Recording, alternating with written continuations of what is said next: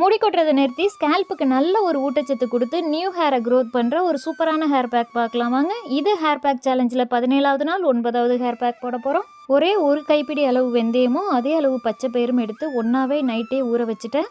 என்கிட்ட கரிசலாங்கண்ணி, பொன்னாங்கண்ணி, வல்லாரை இந்த மாதிரி நிறைய ஹெர்பல் இருக்குது எண்ணெய் காய்ச்சறதுனால.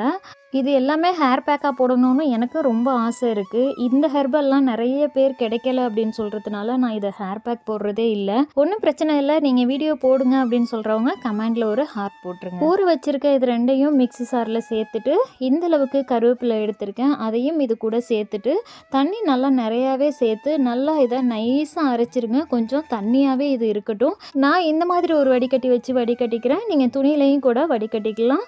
இது இருக்க அப்படியே திக்காயிட்டே இருக்கும். இந்த பேக்கை ஸ்கேல்ப்புக்கும் ஹேருக்கும் நல்லா அப்ளை பண்ணிவிட்டு ஒரு மணி நேரம் விட்டு ஹேர் வாஷ் பண்ணிவிட்டு குளித்ததுமே நல்லா தண்ணி குடிங்க. நல்லா ஹெல்தியான உணவுகளும் எடுத்துக்கோங்க.